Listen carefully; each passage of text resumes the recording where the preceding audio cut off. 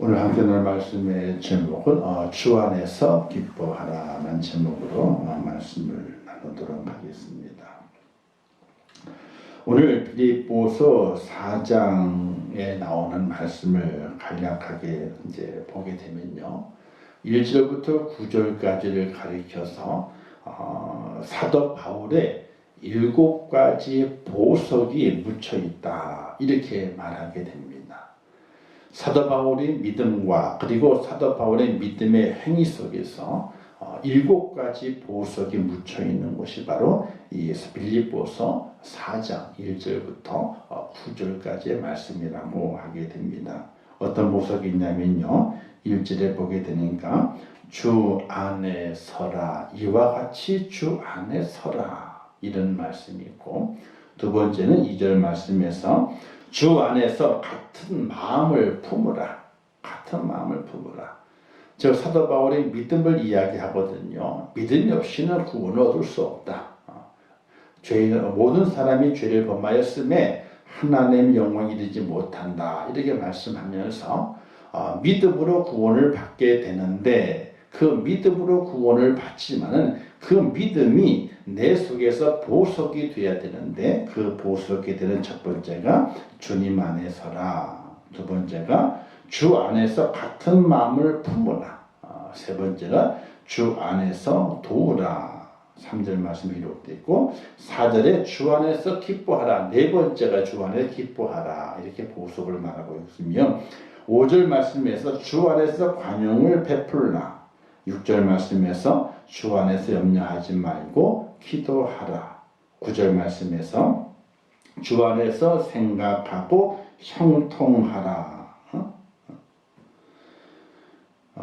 주 안에 생각 형통하라, 이렇게 말씀하는 것을 보게 됩니다. 형통하라는 그 내용은 이제 본바를 행하라, 이런 말씀으로도 연결해서 행동하라, 이렇게 되어 있죠. 행하라, 이렇게 주 안에서 생각하고 행동하라, 이렇게 말씀이 기록이 되어 있습니다.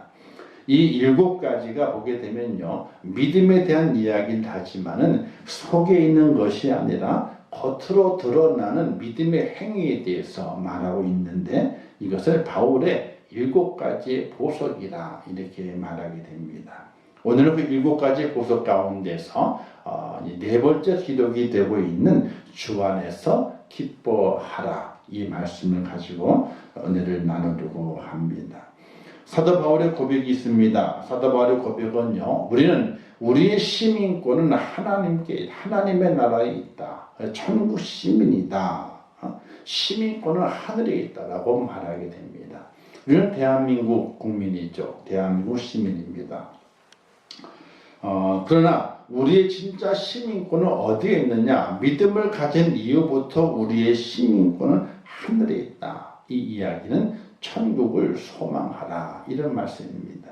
두 번째는 다시 오실 구원자이신 예수 그리스도를 기다리는 사람들이 되어야 된다. 예수 그리스도를 기다려라, 즉 재림신앙을 말하게 됩니다. 그냥 살아가는 것이 아니라 다시 오실 그 주님을 대망하고 기다리는 그 소망, 재림신앙입니다. 오늘 우리 모두에게 재림신앙이 있어야 됩니다. 그걸 붙들어야 되고, 그 재림신앙이 나를 지배하고 나를 주관하고 나를 이끄는 그런 믿음을 소유하고 있어야 됩니다. 그리고 마지막은 부활의 몸 영광의 몸으로 변화시켜 주실 것이다, 이렇게 말하면서 부활신앙을 이야기하는 것을 볼 수 있게 됩니다. 그래서 오늘 우리 그리스도인이 이 땅에 살아가면서 어떤 모습을, 어떤 신앙 고백을 가지고 살아가야 될 것인가? 나는 지금 이 땅에 발을 붙이고 살고 있지만은 내가 살아가야 할, 내가 영원토록 살아가야 할 그 나라는 천국이다. 나는 천국 시민권을 가지고 있다, 이런 믿음의 고백과, 그리고 그 날이 언제 이루어지게 되느냐? 예수 그리스도께서 재림하시는 그때 이루어지게 되는데, 아멘 주 예수여 어서 오시옵소서 라는 재림신앙을 우리의 마음속에 굳게 가지고 살아갈 수 있어야 됩니다. 그리고 주님이 재림했을 때 우리는 어떻게 될 것인가? 영광의 몸으로 변화시켜 주시게 되는 부활신앙을 가지고 살아갈 수 있어야 된다 하는 것입니다. 이 세 가지 사도 바울의 신앙 고백이 오늘 우리의 고백이 되고, 이 고백이 내 삶의 힘이 되고 내 삶의 기준이 될 수 있는 그런 은혜, 그런 믿음을 가지고 살아갈 수 있는 하나님의 사람이 되어야 됩니다. 잘 기억하셔야 됩니다. 그런 하나님의 사람이 되어야 됩니다. 그래야지 구원이 내게 이루어집니다. 구원이 참 쉽다고 말하게 되죠. 예수 믿으면 다 구원받는다. 그렇습니다. 예수 믿으면 구원을 받습니다. 그거는 절대로 변함이 없는 진리입니다. 정말 내가 예수를 그런데 정말 내가 예수 그리스도를 믿어야 되는 거예요. 예수를 믿으면 구원받는 것 절대로 변함이 없는 진리입니다. 다른 곳에서 구원을 얻을 만한 이름을 주신 일이 없다고 분명히 말씀하셨기 때문에 예수 그리스도를 믿으면 구원을 받습니다.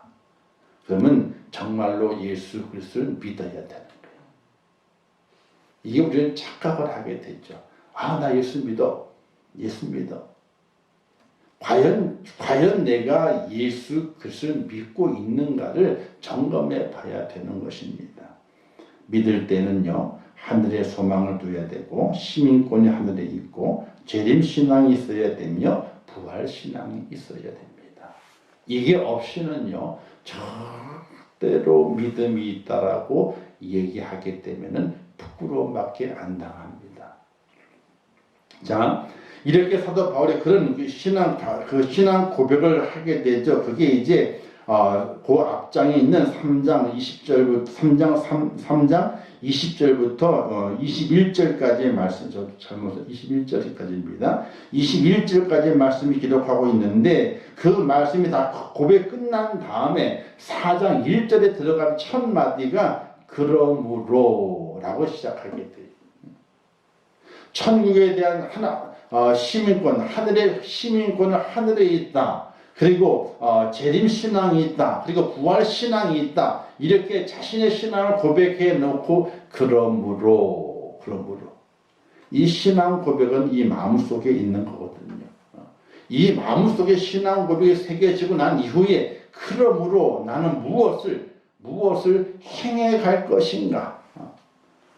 어떤 이들은 사도 바울을 말하기를 사도 바울은 행함을 이야기하지 않고 믿음으로 구원을 얻는다, 의에 이른다라고만 이야기했다라고 말하지만 절대로 그것이 아니에요. 사도 바울도 믿음으로 말미암아 구원을 이룬다고 그 진리를 말씀하면서 이제 그 믿음이 무엇으로 드러나게 될 것인가, 야고보 사도처럼 말하기를 행함으로 연결되게 되는, 사도 바울이 엄청나게 행함으로 연결되는 말씀들이 너무나 많이 있는 것을 볼 수가 있게 됩니다. 그래서 그러므로 라고 시작해서 어떤 행함이 우리에게 있어야만이 보석 같은 하나님의 사람이 될 것인가. 보석. 다이아몬드도 아무리 귀하지만요, 그 다이아몬드를 가공하지 않으면은 제대로 값을 받지 못하게 됩니다. 잘 커팅을 시켜야 되죠. 투명하게 만들어야 되죠. 또 빛이 잘 투과돼 가지고 이 빛이 잘 빛나야 되죠. 그냥 다이아몬드 원석은요, 그저 값어치가 있죠. 값이 나가지만, 그러나 제대로 된 값을 받기 위해서는 다이아몬드를 세공을 해야 됩니다. 잘 커팅해야 되고요, 투명하게 만들어야 되고, 영롱한 빛에 띄도록 그 다이아몬드를 세공을 해야 됩니다. 그래야지 제 값을 받는 거지, 돌덩어리 같은 그 다이아몬드 원석을 가지고서는요, 제대로 된 값을 받을 수가 없는 겁니다. 오늘 우리 속에 사도 바울의 고백처럼 나의 시민권은 하늘에 있다. 나는 주님의 재림을 기다리는 재림신앙을 가지고 살아간다. 또 주님 오셨을 나는 결단코 영광의 몸으로 변화되는 부활신앙을 확실히 가지고 있다. 이런 믿음의 고백이 내게 있다면은, 그러므로 나는 어떻게 그 믿음이 내 삶 속에서 보석처럼 빛나게 만들 것인가. 바로 오늘 네 번째 보석인 주 안에서 기뻐하라, 이런 말씀입니다. 성경에는 하나님께서 기뻐하라 하시는 말씀들이 여러 군데가 있습니다. 대표적으로 전도서 5장 19절 말씀에 솔로몬은 어떤 사람에게든지 하나님이 재물과 부요를 그에게 주사 능히 누리게 하시며 제 몫을 받아 수고함으로 즐거워하게 하신 것은 하나님의 선물이라. 이 땅에 살아가면서 이 땅 인생의 삶 속에 주어지는 기쁨이 있습니다. 그 기쁨을 누려야 되는데 그 기쁨도 하나님의 선물이라고 말하고 있습니다. 물질을 통한 기쁨 또는 이제 자녀를 통한 기쁨, 또 사회의 명예나 권세를 통한 기쁨, 여러 가지 기쁨들이 존재하고 있습니다. 그 모든 기쁨들도 어디에서 오게 된 것인가? 바로 하나님께서 우리에게 허락할 선물이기 때문에 그것도 어떻게든 능히 즐겁게 누리라고 하는 겁니다. 기쁨을 간직해라. 우리는 보통 생각하게 될 때에 세상에서는 기쁨을 누리지 않아야 된다. 경건한 자는 그렇게 말할 수 있습니다. 그렇지 않습니다. 하나님께서 그에게 주사 능히 누리게 하시며 제 몫을 받아 수고함으로 즐거워하게 하신 것은 하나님의 선물이기 때문에 그 안에서도 기뻐하라고 하는 것이 경건과 거룩함을 영적인 곳에 두는 것이 아니라 오늘 우리의 삶 속에서도 기쁨을 누릴 수 있는 하나님의 사람이 되어야 한다는 겁니다. 그래서 세상이 잘 돼야 되죠. 믿는 사람들이 잘 돼야 됩니다. 돈도 벌 수 있다면 많이 버는 건 좋을 것이고 명예를 얻는 것도 권세를 얻는 것도 할 수만 있다면 정직하고 정결하고 깨끗하게 얻을 수만 있는 것이라면 많이 얻는 것도 별반 그 나쁜 것은 아닙니다. 왜? 그걸 통해 주는 즐거움이 있기 때문에 그 즐거움은 하나님의 선물이라고 했거든요. 누릴 만한 내 몫을 받아 수고했기 때문에 즐거워하라고 하는 것입니다. 시편 100편에서 말씀하시기를 온 땅이 여호와께 즐거운 찬송을 부를지어다 기쁨으로 여호와를 섬기며 노래하면서 그의 앞에 나아갈지어다. 하나님 앞에 나오게 될 때는 기쁨으로 섬기면서 노래하면서 하나님 앞에 나오라 이렇게 말씀하고 있습니다. 즉 세상 속에서도 기뻐하는 것이 하나님의 주신 선물이고 또 하나님께 나오게 될 때에도 기쁨으로 노래하면서 하나님께 나올 수 있는 세상에서도 기쁘고 하나님 앞에서도 기쁜 그런 하나님의 사람이 될 것을 성경에서는 우리에게 말씀하고 있게 되는 것입니다. 그런 기쁨이 있기를 주님의 이름으로 축원합니다. 그래서 그 기쁨을 찾아 누릴 수 있어야 됩니다. 근데 그 기쁨을 찾다 보게 되면은 하나님보다 더 사랑하는 것이 생길 수 있습니다. 주의해야 되죠. 기쁨을 누리고 즐거움을 누리게 될 때에 주의해야 할 것이 있습니다. 하나님보다도 더 사랑하는 것이 생기게 될 때는 그게 우상이 되기 때문에 우리가 기쁨과 즐거움을 누리게 될 때에 주의할 것이 있는 겁니다. 즉 거기에 중독이 돼서는 안 되는 거거든요. 중독이라고 하는 말은 알코올 중독이다 쓰죠. 근데 거기에만 중독을 쓰는 것이 아니라 다른 곳에도 중독이 쓰여지게 돼요. 중독이.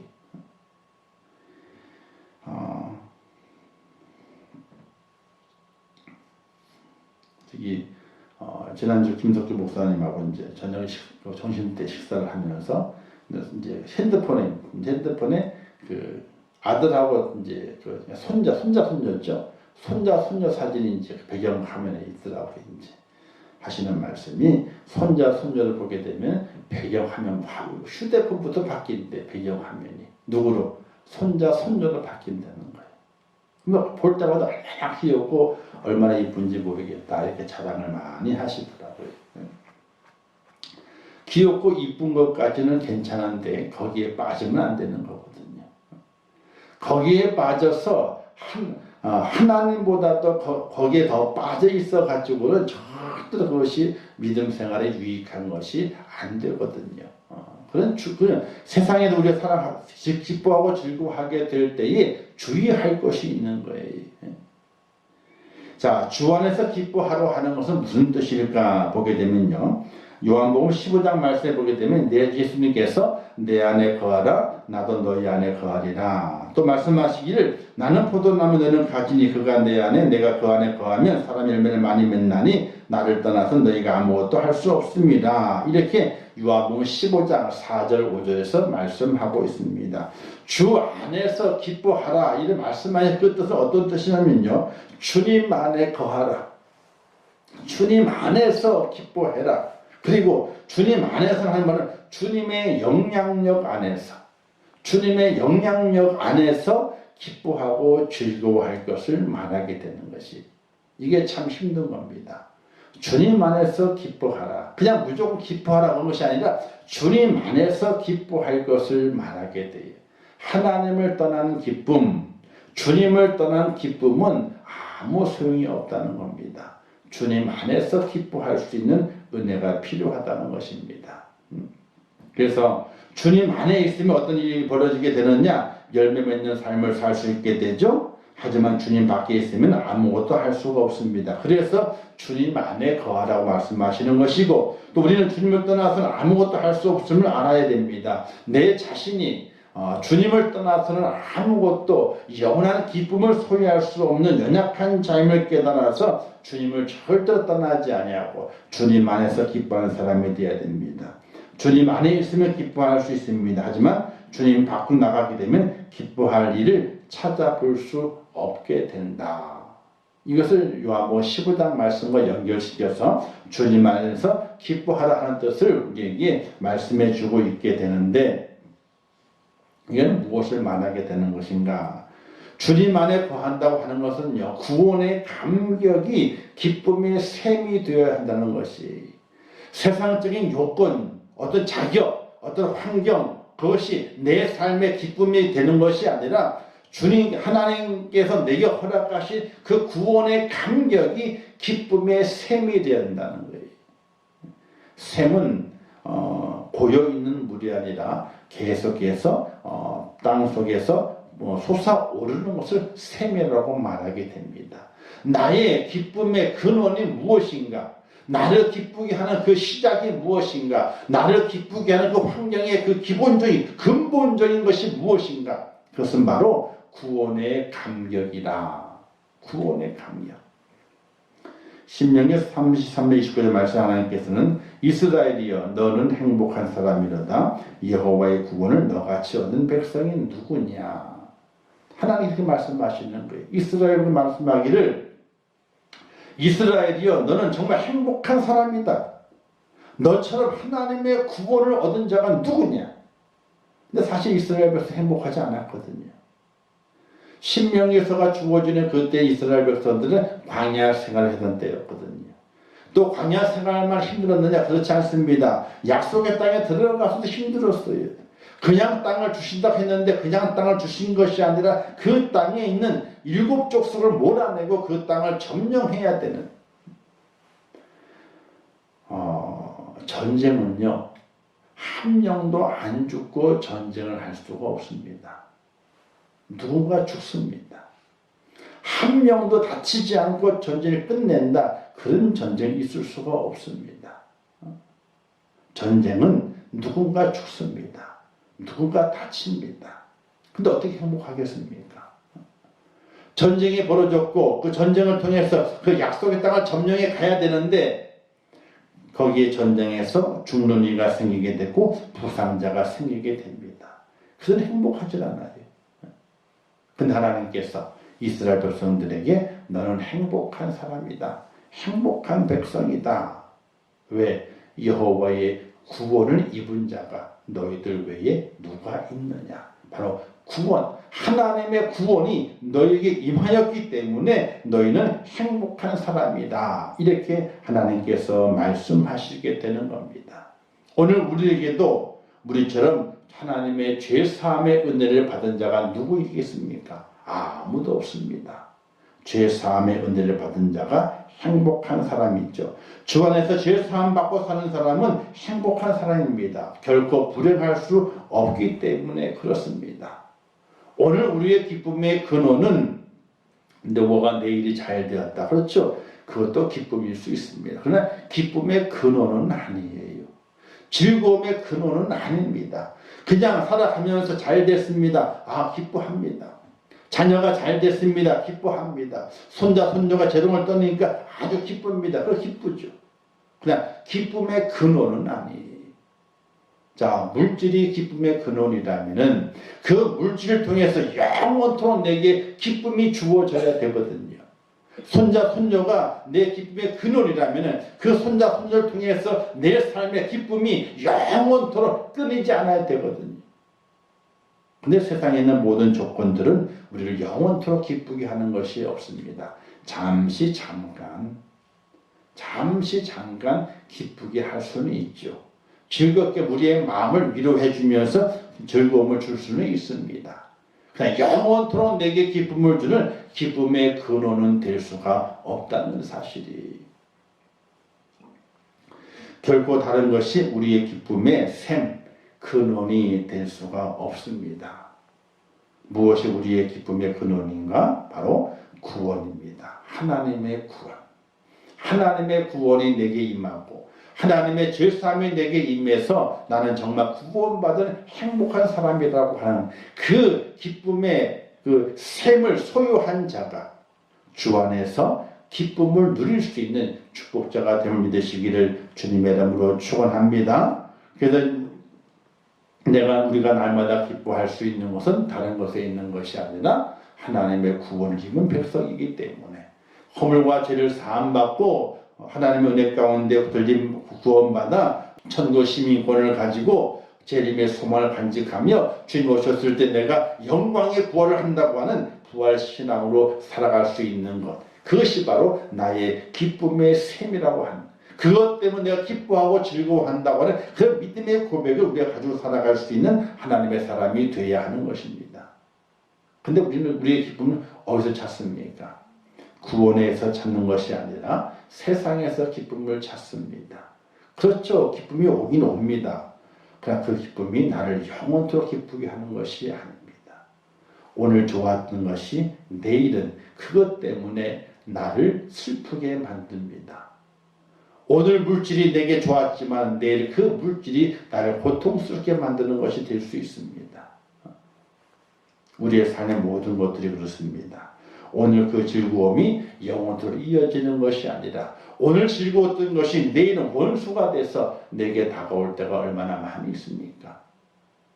우리는 그 모든 것들을 바라보면서 구원의 은혜가 구원이 내 삶의 기쁨의 샘이 된다고 하는 그 사실을 온전히 고백하는 믿음의 사람이 되면서 주님 안에서 구원 얻은 것이 나를 기쁘게 하고 나를 즐겁게 하는 하나님의 축복임을 고백할 수 있는 저와 여러분 될 수 있기를 주님의 이름으로 축원합니다. 단테의 신곡이라고 하는 소설이 있습니다. 여기에 이제 단테의 신곡에는요, 인간의 짓는 7가지 죄악에 대해서 쭉 열거하면서 이제 지옥편이 있고 천국편이 있고 막 그래요. 단테 신곡에는요. 이제 좀 신화적인 내용들 포함되어 있지만은 그 속에서 인간의 죄의 모든 것들을 발견해낼 수 있고 지옥편에 들어가게 되면 지옥이 얼마나 무서운지 지옥편에 들어가게 되면 엄청납니다. 그런데 지옥 맨 밑바닥에 많은 사람들이 살고 있습니다. 그래서 이 사람들에게 무슨 죄를 짓고 여기 왔느냐 이렇게 물으니까 안내하는 사람이 이렇게 말했다고 합니다. 다른 죄가 아니라 이 사람들은 세상에 살 때 하나님을 믿는다고 하면서 기쁘게 살지 못하고 늘 우울하게 한숨만 쉬며 산 죄 때문에 여기에 왔습니다. 그러니까 지옥편에 가서 보게 되면 안내하는 사람이 있어요. 이렇게 해요. 그 소설 속에 들어가 있는 겁니다. 안내를 하게 되는데 지옥의 맨 밑바닥은 지옥의 끝이니까 지옥 갈 사람 중에서 맨 밑바닥까지 내려갈 사람들이 그것을 거하는 거예요. 그래서 그 사람이 너무 많더라는 거죠. 그 안에. 그래서 물었다는 겁니다. 안내하는 사람들에게. 아니 이 사람 무슨 죄를 졌기 때문에 지옥 밑바닥에 많은 사람들이 그랬더니 다른 죄가 아니라 세상에 살 때에 하나님을 믿는다고 하면서 기쁘게 살지 못하고 우울하게 한숨만 푹푹 쉰 죄 때문에 여기에 왔다. 정말 그렇다면 어떻게 되겠어요? 정말 그렇다면 하나님 믿는다고 주여 주여 살았는데 주여 주여 할 때는 할 때는 그때는 지나가고 문 밖에만 나가면 하늘 푹 부시면서 아이고 죽겠네, 아이고 죽겠네, 아이고 죽겠네, 아이고 죽겠네.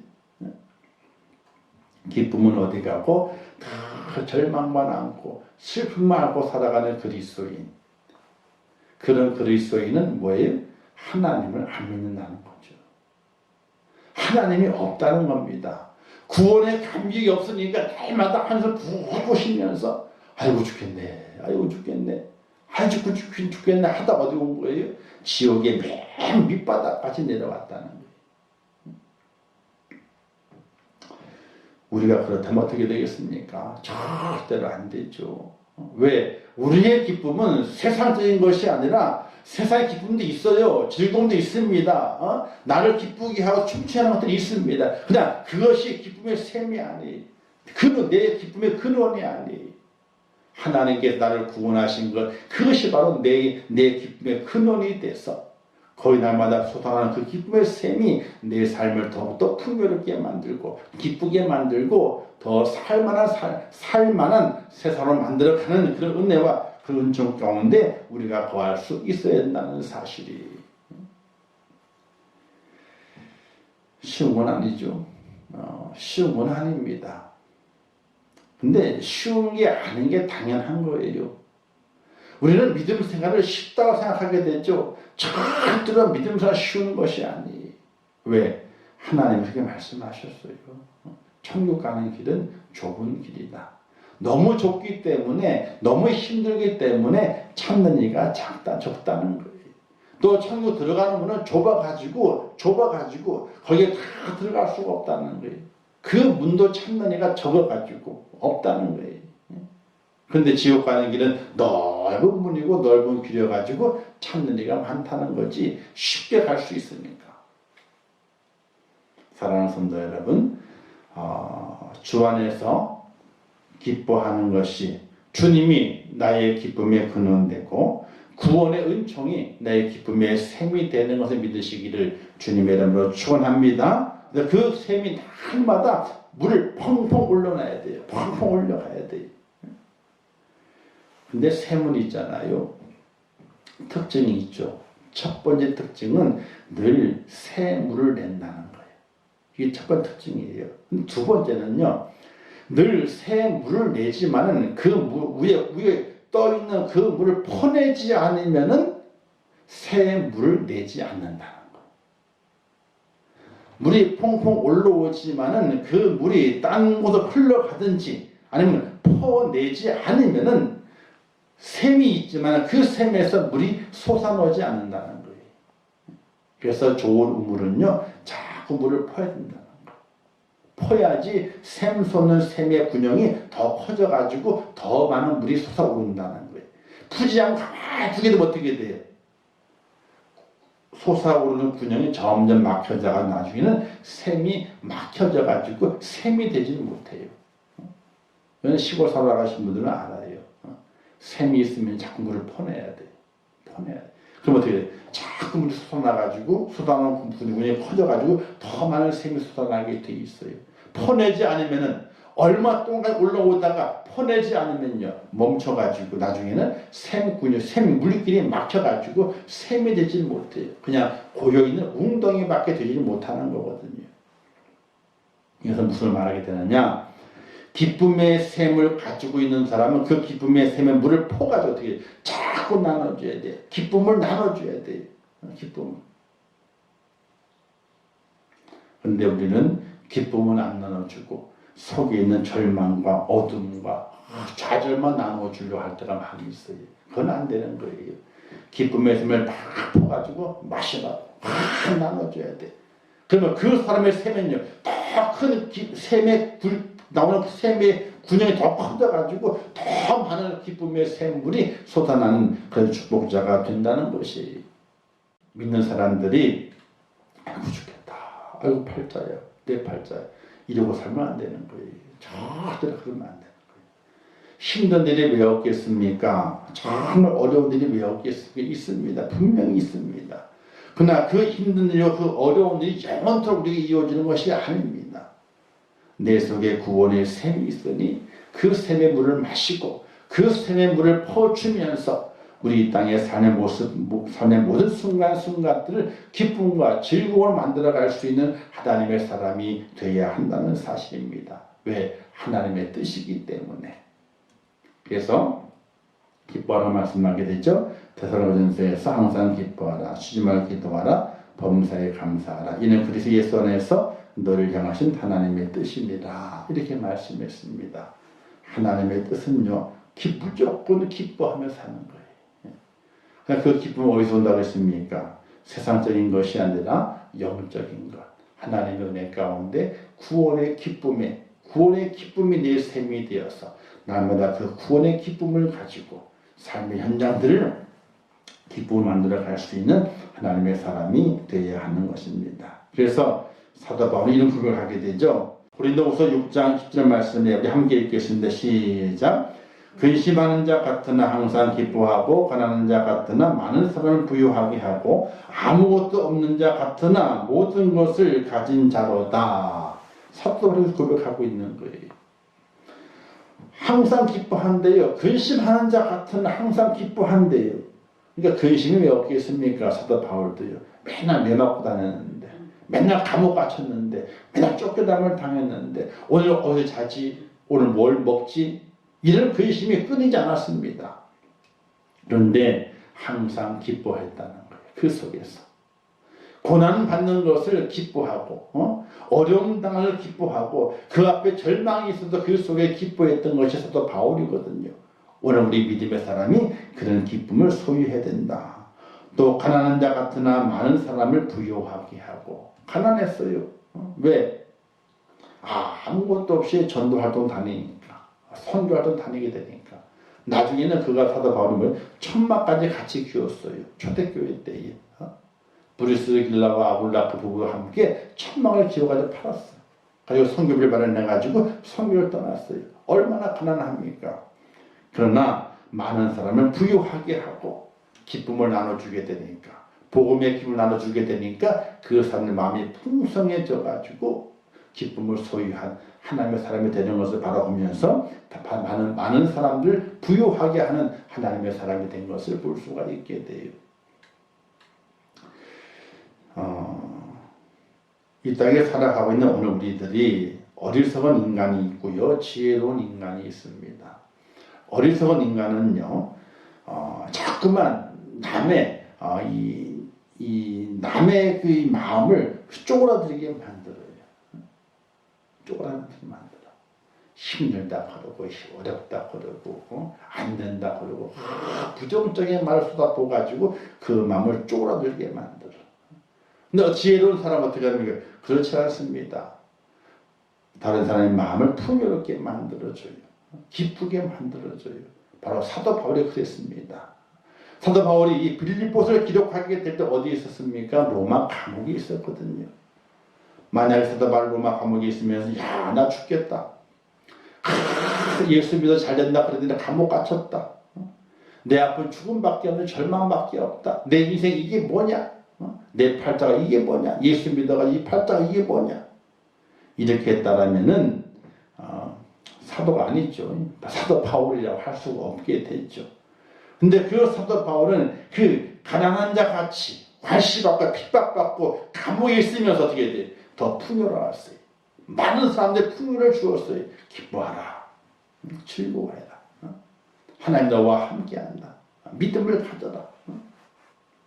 오늘 우리가 그와 같은 믿음의 사람을 세워질 수 있어야 되는 것이죠. 또 아무것도 없는 자 같으나 모든 것을 가진 자로다. 나는 부에 처할 줄도 알고 빈에 처할 줄도 안다. 모든 것을 다 그 안에서 다 누려봤다. 그리고 나는 자족하는 비결을 배웠다. 이런 고백을 하게 됩니다. 자족하는 비결. 모든 것을 만족하고 풍요로움을 느끼며 살아가는 그 사도 바울의 그 신앙 고백이 오늘 우리의 고백이 되어야 할 줄 압니다.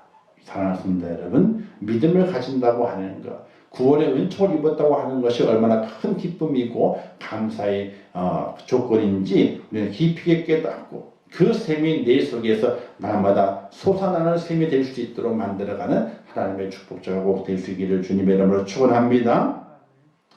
주님이 우리에게 주신 의무가 있어요. 이렇게 7가지가 있게 되는데 첫 번째 회개의 의무죠. 회개의 의무가 있습니다. 의무라고 하는 것은요 꼭 해야 되는 거예요. 의무. 하지 않으면 죄가 되고 하면은 그것이 의가 되는 거거든요. 회개하라 천국이 가까웠느니라 라고 말씀하셨기 때문에 회개의 의무가 있고요. 성결의 의무가 있습니다. 내가 거룩하니 너희도 거룩하라. 그래서 깨끗해야 됩니다. 정직해야죠. 깨끗해야죠. 믿는 사람은 그게 무기예요. 그게 무기예요. 거짓이 없어야 돼요. 거짓이 없어야 돼. 깨끗해야 돼. 그게 무기가 돼. 다른 것이 무기가 될 수 있는 것이 아니에요. 봉사의 의무, 너희는 서로 봉사하라. 사랑의 의무, 너희가 서로 사랑하라. 기도의 의무, 항상 깨어있어 기도하라. 복음 전파의 의무, 온 천하에 복음을 전파하라. 자, 이 6가지 의무가 있고요. 또 마지막 의무가 기뻐할 의무예요. 주 안에서 항상 기뻐하라. 명령입니다. 형편이 되기 때문에 기뻐하고 형편이 안 되기 때문에 기뻐하지 않는 그것이 아니라 무조건적으로 기뻐해야 된다는 거예요. 왜? 하나님께서 주신 구원은 누구에게나 동일한 구원이기 때문에 그래요. 돈이 많은 사람이 주는 구원과 돈이 없는 가난한 사람이 주는 구원이 틀리다면 문제가 되겠죠. 틀리진 않아요. 똑같은 구원이에요. 똑같은 구원이에요. 누구에게는 구원이 크고 누구에게는 구원이 작아. 그렇지 않은 거예요. 어느 누구의 구원은 동일하게 임한다 그랬어요. 그렇기 때문에 기뻐할 의무가 있는 거예요. 구원의 은총을 입은 하나님의 사람은 누구든지 주님 안에서 기뻐해라. 기쁨의 샘을 터치는 하나님의 사람이 되어야 되는데 그것이 의무라고 하는 것이 선택사항이 아니라 무조건적으로 기뻐해야 한다는 것이에요. 사도바울이 이렇게 고백했잖아요. 살든지 죽든지 주님의 영광을 위해서 사는 것도 유익하지만은 또 뭐라고 고백했어요? 죽는 것도 유익함이라. 말이 안 되죠? 사는 것은 당연히 유익하죠. 사는 게 얼마나 유익합니까? 근데 사도 바울은 죽는 것도 유익함이라 했어요. 사는 것도 유익하지만은 죽는 것도 유익하대요. 왜? 유익이라고 하는 말은 뭐냐면 기쁨과 즐거움이 되는 거예요. 그게요. 사는 건 당연히 기쁨과 즐거움이 되지만은 죽는 것은 기쁨과 즐거움이 안 됩니다. 사람의 생각 속에서는. 근데 사도 바울은 그게 유익하답니다. 기쁨이 된답니다. 왜? 자신에게는 뭐가 있습니까? 구원의 셈이 있기 때문에 그런 거예요. 구원의. 살아서는 복음의 증거자로 살아가고 죽어서는 구원의 완성이 됐으니까 하나님께로 간다는 거예요. 살아있을 때는 구원의 복음을 증거하는 샘을 퍼주는 그 일을 통해서 유익하게 되고 죽어서는 이제 내게 주신 그 샘을 주신 그 주님 곁으로 가기 때문에 그것이 내 자기에게 유익하다는 거예요. 오늘 삶의 그리스도인들이 그와 같은 믿음을 가지고 산다면 얼마나 좋겠습니까마는 문제는 그렇지 않다는 겁니다. 구원의 은혜의 샘을 갖는 것이 기쁨이 아니고 그 기쁨이 내 세계의 생애 최고의 기쁨이고 그 기쁨이 나를 주관하고 나를 인도한다는 그런 믿음의 고백보다는 삶에 영원하지 않은 기쁨을 찾아서 이리저리 헤매이고 다니는 모습을 바라보게 될 때에 우리 주님께서 얼마나 안타까워 하실까. 저는 이 말씀을 믿어요. 너는 염려하지 마라. 무엇을 먹을까? 무엇을 마실까? 무엇을 입을까? 염려하지 마라. 공중에 나는 새를 봐라. 저놈의 새를 누가 먹이더냐? 집이 있더냐? 근데 굶더냐? 들의 백합화를 봐라. 누가 그 백합화에 그 입히더냐? 솔로몬의 옷보다 더 화려하지 않더냐? 그 말씀하시면서 그때 말씀하시기를 너희는 먼저 그의 나라와 그의 의를 구하라. 그리하면 이 모든 것이 뭡니까? 참 새들이 먹고 둥지 트는 것과 백합이 입는 솔로몬의 영광과 더 아름다운 옷을 입는 화려함을 갖는 것, 그 모든 것을 너희에게 더하시리라. 이렇게 하셨거든요. 저는 그 말씀을 믿어요. 확실하게 믿어요. 왜? 제 인생의 삶을 바라보게 될 때 하나님이 그렇게 하셨기 때문에 그래요. 그렇게 하셨어. 무엇을 먹을까? 무엇을 마실까? 무엇을 입을까? 염려하지 마라. 너희는 먼저 그의 나라와 그의 의를 구하라. 그리하면 이 모든 것을 너희에게 더하시리라. 이걸 믿어야 되거든요. 믿어야 되는 거예요. 근데 우리는 그런 믿음 안에 서지 못합니다. 그래서 구원의 기쁨의 샘을 찾아서 그 샘이 날마다 내 속에서 펑펑 솟아나올 수 있도록 구원의 기쁨을 퍼주는 일을 감당하기보다는 영원하지 않은 기쁨을 쫓아 살아갈 때가 너무나 많다는 거예요. 물질을 쫓아 살게 되고 세상의 화려함을 쫓아 살게 되고 세상에 먹고 마시는 누리는 것을 거기에서 기쁨을 얻기 위해서 쫓아가게 되고 그걸 떠나지 못해요. 그걸 떠나지 아니 거기에도 기쁨이 있죠. 왜 없겠습니까? 아니 돈 만지는 기쁨이 있죠. 왜 없겠습니까? 보고 즐기는 즐거움이 있죠. 왜 없겠습니까? 먹고 마시는 즐거움 기쁨이 있죠. 왜 없겠습니까? 그러나 그것이 영원한 기쁨이 아니기 때문에 그렇습니다. 오늘 우리가 소유할 것은 영원한 기쁨. 하나님께서 내 모든 죄와 허물 용서해 주셨지. 십자가 보혈의 피를 말미암아 깨끗하게 씻겨 주셨지. 그러므로 그를 말미암아 내게 구원의 은혜를 허락해 주시어서 내게 구원의 감격을 주시고 내게는 주님의 재림의 소망을 간직하며 부활의 소망권 살게 하셨지. 그 기쁨의 그 샘, 그 구원의 기쁨의 샘이 날마다 내 속에서 터쳐 올라오는 그런 기쁨을 소유하기 위해서 애써야 됨에도 불구하고 우리는 영원하지 않은 기쁨을 찾기 위해서 길바닥을 헤맬 때가 너무나 많이 있는 것을 보게 됩니다. 자, 그렇다면 과연 믿음이 있다고 하는 것은 어떤 기쁨을 찾는 것이 믿음이 있다고 말할 수 있을까요? 아주 간단합니다. 믿음이 있다고 하는 것은 어떤 기쁨을 찾기에 몰두하고 어떤 기쁨에 구하기 위해서 애쓰는 것이 믿음이 있는 자의 모습이겠습니까? 믿음으로 천국 간다 그랬는데 연결점이 나와요. 그게요. 연결점이. 그 연결점을 우리는 정확하게 이어갈 수 있음에도 불구하고 잊지 않으려고 그래요. 왜? 구원받지 못한다고 하는 것이 어떻게 돼요? 두렵기 때문에.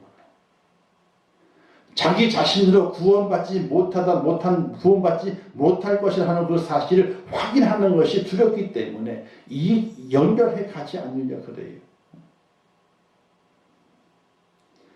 정답이 있는데도 불구하고 그 정답을 안 보려고 그러죠. 왜? 내가 쓴 답이 오답일까봐 확인하지 않으려고 그래요. 자, 마지막 주시는 기록은 전도서 7장 14절 말씀인데요. 형통한 날에는 기뻐하고 공고한 날에는 생각하라. 하나님이 두 가지를 병행하게 하사 사람으로 그 장래일을 능히 헤아려 알지 못하게 하셨느니라. 자, 내일 일은 알지 못합니다. 그죠? 아무도 알 수 없습니다. 또 염려한다고 키를 한 자나 더 할 수 있겠느냐? 키라고 하는 것은 생명, 목숨, 이것과 연결이 됩니다. 자, 세상에는 기뻐하는 날도 있고 공고한 날도 있습니다. 근데 그것을 사람이 측량할 수 없답니다. 야, 오늘 기뻐했으니까 내일 공고한 날 오겠지? 오늘 공고했으니까 내일 기쁜 날이 오겠지? 이걸 측량을 못한다는 거예요. 그래서 내일 일을 알지 못하는 거죠. 또 염려한다 그래가지고 내 생명이 염려를 많이 하니까 내 생명이 구원받고 절대로 그렇지 못하다는 겁니다. 근데 뭐 할 때 하나님의 기적이 일어나게 되는가? 기뻐할 때에 하나님의 기적이 일어난다. 어디에서? 주 안에서, 주님 안에서 항상 기뻐하게 될 때에 하나님의 기적이 일어난다. 이것을 우리의 마음속에 깊이 새기며 살아갈 수 있는 하나님의 사람이 되어야 됩니다. 염려한다고 근심한다고 비교한다면은 누구나 그렇게 하죠. 염려하고 근심하고 두려워하고 무서워하면 그 다른 것 세상 것들이 다 비교한다면 그렇게 하지요. 그런데 염려한다고 두려워한다고 비교하는 것이 될 수가 없게 됩니다. 오로지 우리가 간직해야 될 것은 주님 안에서 기뻐하는 것.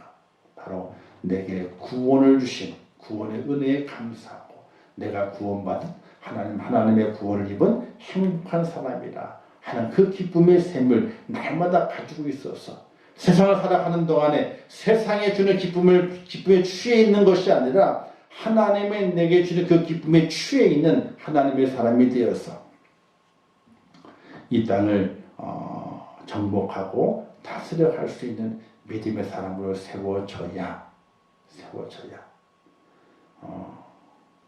구원받을 수 있음을 아셔야 돼요. 그렇게 돼야지 구원을 받습니다. 그렇게 되지 않으면요 구원 못 받아요. 천국이 10,000원이래요. 왜 10,000원인지 아세요? 너무나 그 옛날에 정말 순교하면서 믿음을 지키는 분들이 많아가지고 그분들이 땅을 엄청나게 많이 가져가셨대. 왜? 아니 생명 바쳐가지고 주님 믿었으니까 하나님께서 보상을 해줘야 되잖아요. 그래서 천국을 분양하게 되는데 분양했다는 거예요. 응? 그 다음에 오는 사람들은 땅이 적죠. 조그만 땅 분양받아가지고 거하게 되는데 천국에 올 사람이 없대요. 구원의 기쁨보다도 세상의 기쁨에 취해서 사는 믿음의 사람이 많기 때문에 천국에 올 자가 없대요. 또 받을 상이 많지는 않대요. 얼마나 안타깝겠습니까? 사랑하는 성도 여러분, 주 안에서 항상 기뻐하시기를 주님의 이름으로 축원합니다. 이 기쁨은 세상이 주는 것이 아니라 그랬어요. 세상을 쫓아가서 기쁨을 찾으려 하지 마시고 주님께서 내게 허락해 주신 구원의 은총의 샘을 찾아서 구원의 감격의 샘을 찾아서 그 기쁨이 나를 지배하고 내 환경을 지배하고 내 삶을 지배하도록 만드는 그런 축복자 꼭 되시어서 항상 주 안에 항상 기뻐함으로 내 속에 믿음이 있음을 하나님께 보이고 그 믿음으로 천국을 소유할 수 있는 축복자 꼭 될 수 있기를 주님의 이름으로 축원합니다. 기도하겠습니다. 좋으신 아버지 하나님 은혜를 감사합니다. 주신 말씀 잘 깨닫게 하옵소서. 주 안에서 기뻐하게 하옵소서. 주 안에서 크게 기뻐하게 하옵소서. 구원의 은총 가운데 승리하는 제가 될 수 있도록 인도하여 주시옵소서. 예수님의 이름으로 기도하옵나이다. 아멘. 하늘에 계신 우리 아버지여, 이름이 거룩히 여김을 받으시오며 나라에 임하옵시오며 뜻이 하늘에서 이룬 것 같이 땅에서도 이루어지이다. 오늘날 우리에게 일용할 양식을 주옵시고 우리가 우리에게 죄 지은 자를 사하여 준 것 같이 우리 죄를 사하여 주옵시고 우리를 시험에 들게 하지 마옵시고 다만 악에서 구하옵소서. 대개 나라와 권세와 영광이 아버지께 영원히 있사옵나이다. 아멘. 아버지 함께 하시고 주의 손과 십자가주시고 아버지 안에 항상 기뻐할 수 있는 믿음의 축복자가 될 수 있도록 은혜를 허락하여 주옵소서. 하나님 아버지 저희를 도와주시기를 원합니다. 믿음 안에 저희를 세워주옵소서. 날마다 주님만 항상 기뻐할 수 있는 은혜가 있게 하시옵소서. 날마다 구원의 감격을 가지고 나를 구원하신 하나님의 그 은혜를 고백하면서 날마다 기쁨의 샘에 터치는 하나님의 사람이 될 수 있도록 역사하시고 은혜 베풀어 주시기를 원합니다. 하나님 아버지여 저희를 도와주시옵소서. 하나님 아버지 저희 속에 함께 하시고 주의 사랑으로 인도하시며 주의 능력과 주의 축복하심으로 저희를 붙들어 세워주시기를 원합니다. 하나님 아버지 저희와 함께하여 주옵소서. 하나님의 은혜 안에 저희를 세우시고 축복하시기를 원합니다. 아버지 도와주시옵소서. 아버지 인도하여 주시옵소서.